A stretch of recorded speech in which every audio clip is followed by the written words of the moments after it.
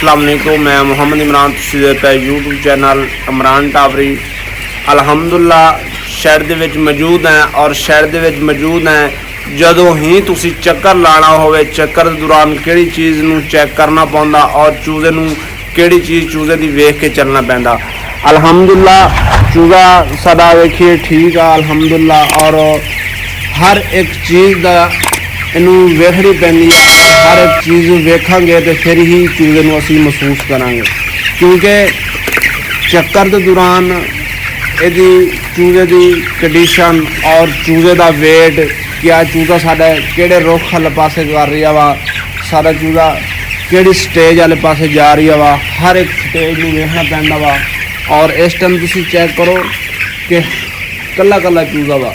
जदों ही तुसीं चक्कर लाना वा और चक्कर के दौरान तुसीं की वेखना वा कि चूज़े ने चूज़े की अख वेखनी आ और चूज़े की बैणी उठनी वेखनी आ, क्योंकि जदों ही चूज़ा अपनी बैणी उठनी ठीक रखेगा और चूज़ा सही प्रॉपर फीड खा के अपने सही अच्छी फीलिंग करेगा और उहदे विच तंगी नहीं महसूस करेगा, तो फिर ही सानू पता लगेगा।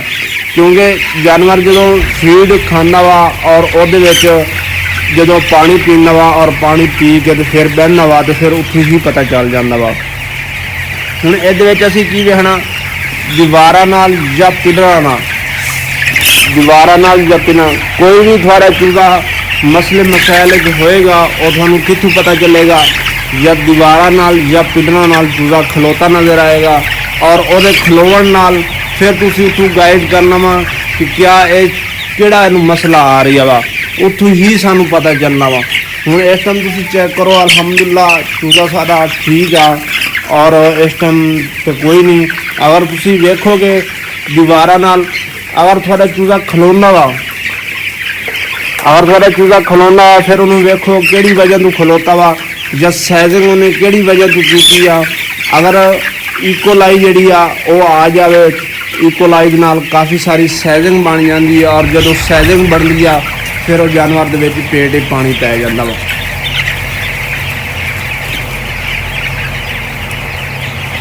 जदों पेट ही पानी पैंदा वा फिर उहदे विच सानू बड़ी परेशानी भी बनदी आ। फिर उहदे वास्ते की हल हैगा, पेट पानी जदों पै जाए फिर उहदे वास्ते फ्लैशर ही हैगा। जदों तुसीं फ्लैशिंग कराओगे तो फिर ही जानवर ठीक होना वा, नहीं तो पेट ही पानी पवेगा और उहदे नाल जानवर बंद होएगा, फिर मोर्टेलिटी ज़्यादा करेगा।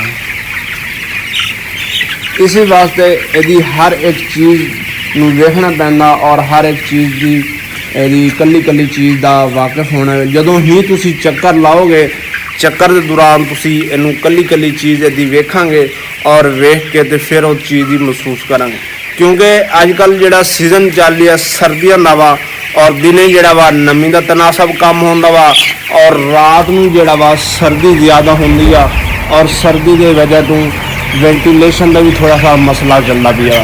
इस वास्ते इन्हां दिनों के विच तुसीं चूज़े की हर एक अख नूं वेखो। अगर जानवर की अख खराब होंदी पई आ उस चीज़ नूं महसूस करो।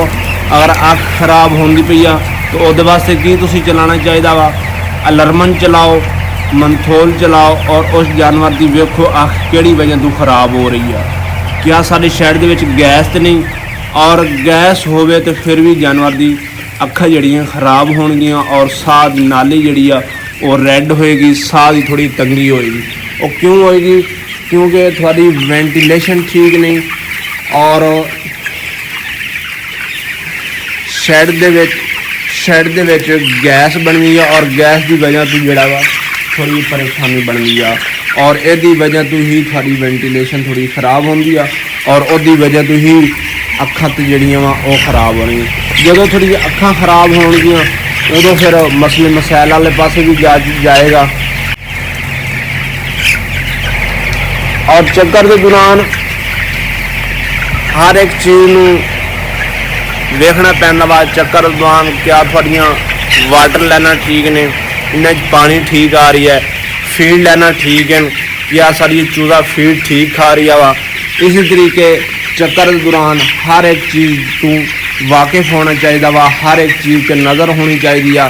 जिहड़ी चीज़ खराब आ उन्होंने फौरन दुरुस्त किया जाए, क्योंकि पोल्ट्री आ और बलेलर आ, और बलेलर दे विच साह वाली चीज़ है जी। ये अगर थोड़ी जी ही मिस्टेक करोगे तो वो सारा काफ़ी सारा मसला बन जाएगा। इस वास्ते तुसी यदि हर एक चीज़ तो वाकिफ होना चाहिए वा, और चक्कर के दौरान जड़ा वा तुसी जानवर नूं अच्छे तरीके नाल और चक्कर के दौरान तुसी बह के चूजे नूं समझो और उसकी वेंटिलेशन वेखो क्या ठीक है, क्या चूजा साढ़े इस वेंटिलेशन ते ठीक हैगा, ये कोई तंगी तो नहीं। अगर कोई तंगी है तो वो दूर करो। और वेंटिलेशन जी अहम होनी चाहिए, वेंटिलेशन जी अच्छी होनी चाहिए। जितनी थोड़ी वेंटिलेशन अच्छी होएगी उतना ही चूजा थोड़ा ठीक होएगा।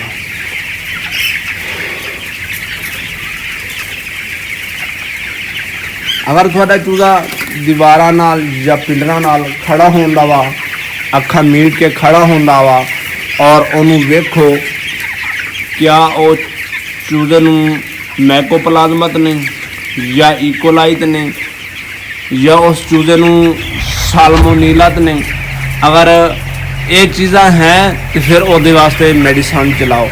अगर जानवर नूं बुखार होवे तो बुखार वास्ते ही मेडिसन चलाओ, क्योंकि जदों बुखार होएगा जानवर नूं और बुखार दे विच मसले मसैल ज़्यादा बढ़ेंगे।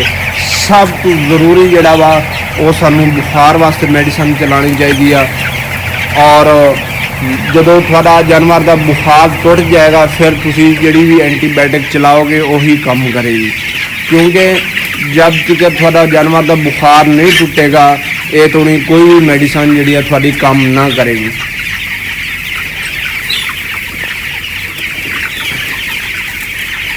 एक जानवर नूं बुखार आ और ਉਹਦੇ ਵਿੱਚ ਤੁਸੀਂ ਹੋਰ ਮੈਡੀਸਨ इस्तेमाल कर रहे हो, वो मेडिसन इतना काम नहीं करेगी जितना जब तक तुसी चूजे का बुखार नहीं तोड़ोगे। जो थोड़े जानवर का बुखार टुट जाएगा फिर तुसी जिहड़ी भी मेडिसन ਉਹਦੇ कोर्स कराना, जिहड़ी भी मेडिसन चलानी आ वो मेडिसन अच्छा ही रिजल्ट देगी। क्योंकि सब तो पहले बुखार जब तक ਉਹਦਾ नहीं ठीक होएगा ये तो नहीं जानवर थोड़ा जिहड़ी भी मेडिसन चलाओगे जानवर नूं सही काम ना करेगी, क्योंकि जानवर नूं ऑलरेडी पहले ही बुखार है। इस वास्ते तुसी सब तो पहले जिहड़ा ना बुखार की जिहड़ी मेडिसन वो तुसी बहुत ज़रूरी आ उन्होंने पहले चलाओ। अगर जानवर नूं बुखार है तो जो नहीं बुखार तो फिर तुसी जिहड़ा भी रूटीन वार कोर्स करा रहे हो वह उसी ही तरीके कोर्स कराओ, उसी ही तरीके कोर्स कराने चाहिए रूटीन वार। जिस तरीके थोड़े शेड्यूल ने जिस तरीके थोड़ा रूटीन वार पहले कोर्स होने पे। अगर कोई मसला मसाइल है तो फिर तुसी अपनी मसले मसाइल की पहले दवाई चला लो, नहीं तो फिर जिस तरीके थोड़े शेड्यूल ने मेडिसन दे उस तरीके चलाओ। और जोड़ा बुखार है उन्होंने पहले ही इलाज किया। उम्मीद करें कि वीडियो अच्छी लगी। अगर वीडियो अच्छी लगी सारे चैनल को ज़रूर सब्सक्राइब करें और बेल आई बटन जरूर दबा दें ताकि आने वाली वीडियो आप तक पहुँच रही। तब तक के लिए अल्लाह हाफ़िज़।